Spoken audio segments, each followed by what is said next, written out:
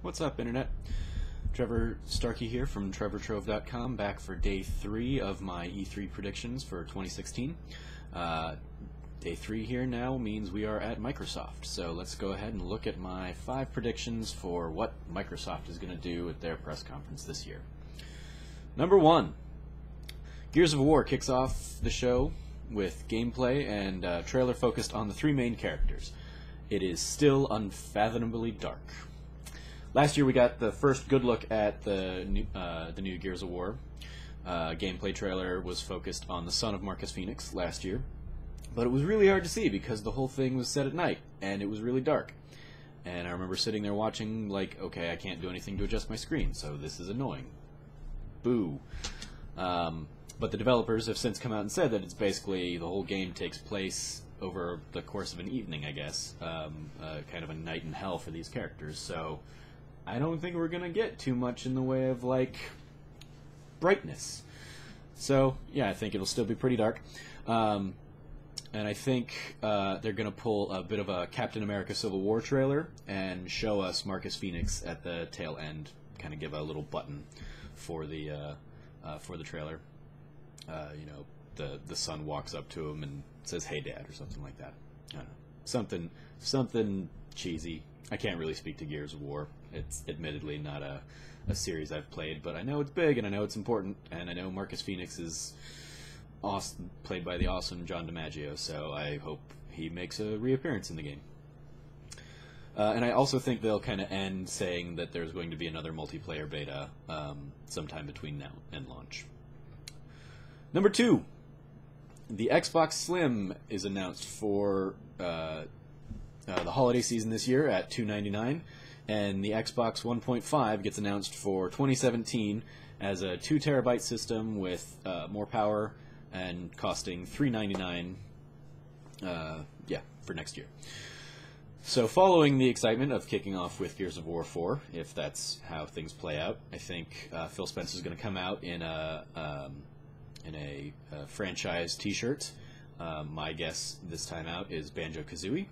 And at least one major outlet's going to probably theorize that it means Banjo-Kazooie is coming back, or whatever franchise he wears comes back.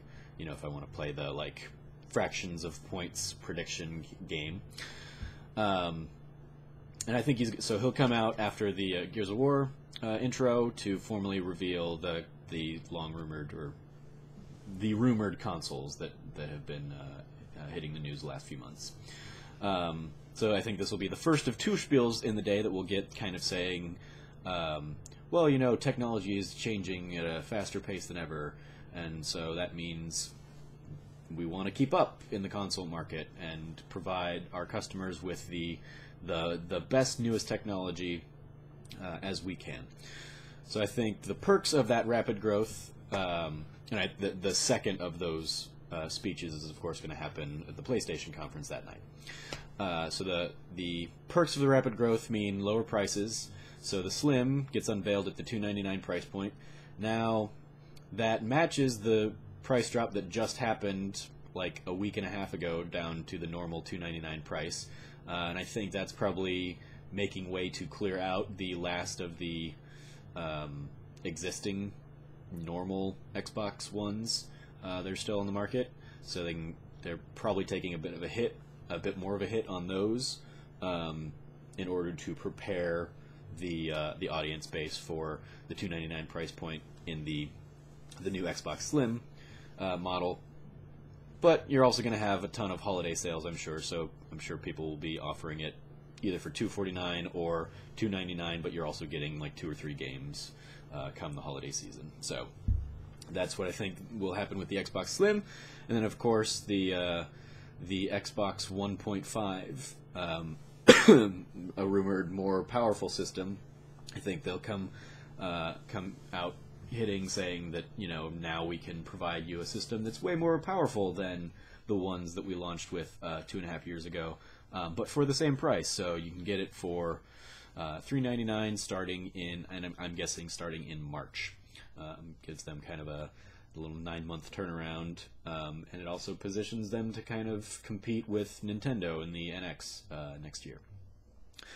Both systems will play any Xbox One game you have, but the Xbox 1.5, or whatever it ends up being called, codename Scorpio or whatever, will have faster load times and better graphical fidelity. And so with that done, they'll move back to games. So prediction number 3, Sea of Thieves gets a release date of November 1st, and people will be able to sign up for a beta for the game following the conference. This is the latest game from Rare, announced last year at E3. Haven't really seen much of it since, but I think it's still on the calendar for 2016, so I think that's kind of when they'll aim to get it out.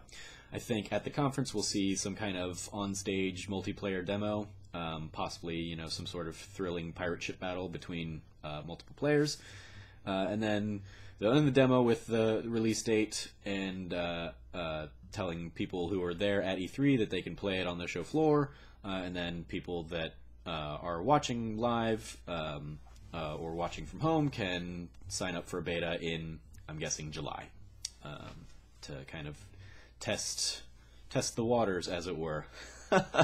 Oh, it's late. I'm very sleepy, so I made that joke, and I apologize for it. Number 4.